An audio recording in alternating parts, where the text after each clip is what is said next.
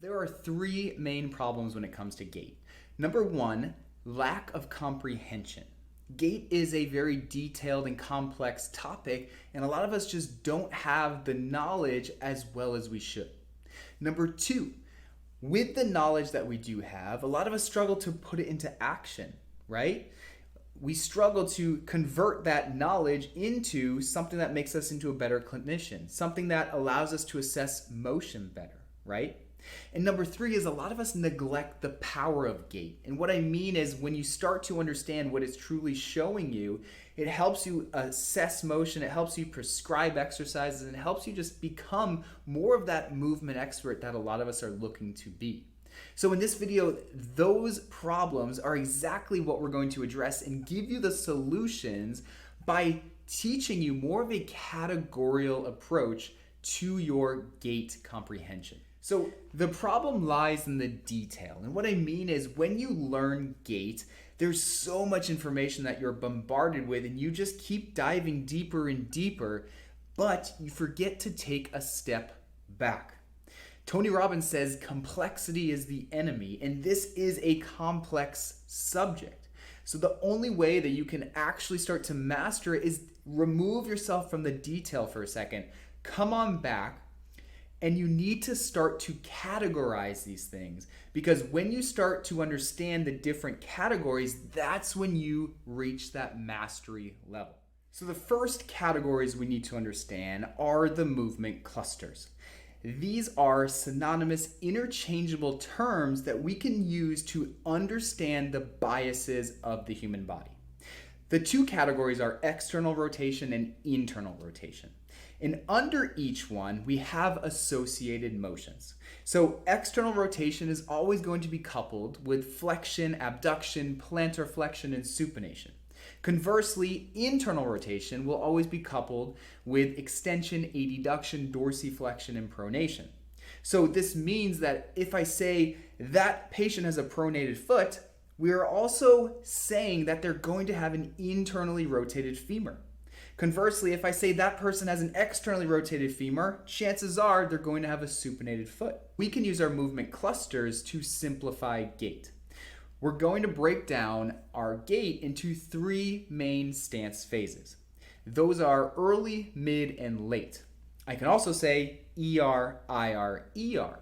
Here's the cool thing. Because we're looking at it in this way, and because you are now familiar with the movement clusters, during the ER phase, we would expect to see ER motions. So if you're in an ER phase, but you're seeing a lot of IR motions, that's a red flag that is most likely a compensation. However, if you're in an ER phase and seeing a lot of ER motion, then that's probably good motion. So this is how we can start to simplify the process and really get it in terms to be confident as to, are we seeing a compensation or are we seeing the expected motion? The first phase is early. This is an ER bias phase, so we would expect to see ER, not IR. This can be represented in our assessment from 0 to 60 degrees of hip flexion. So if your patient has a less than 60 degree range of motion for their hip flexion measurement, they most likely have a limitation in this phase. We can address this in our exercise prescription by biasing a negative shin angle. A negative shin angle is where the tibia is in a more of a posterior direction or behind relative to the ankle. An easy exercise that we can use this with is a front foot elevated split squat. When the front foot is elevated, it's going to shift the center of mass posteriorly, pushing your patient more on their heel and biasing more of that negative shin angle. The second phase is mid. This is an IR bias phase, so we would expect to see IR, not ER. We can use our assessment and represent this from the 60 to 90 mark as it relates to hip flexion. So if your patient has a greater than 60 but less than 90 hip flexion measurement, they most likely have a limitation at this phase. We can bias this limitation through our exercise prescription by prescribing exercise with a neutral shin angle. A neutral shin angle is where the knee, the tibia, and the ankle are all in a relatively vertical orientation. An easy exercise we can do is a simple lunge. However, we can take it up a notch by having and holding a contralateral load. So when we hold weight in our contralateral arm compared to the stance leg, it is going to increase our turn. Our spine and our pelvis are going to turn more, thus increasing the internal rotation and that neutral shin angle. The final and third phase is late. This is an ER biased phase, so we would expect to see ER, not IR.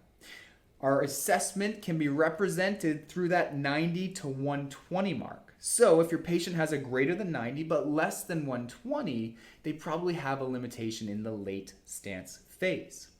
We can use exercise prescription to bias a positive shin angle to address these limitations.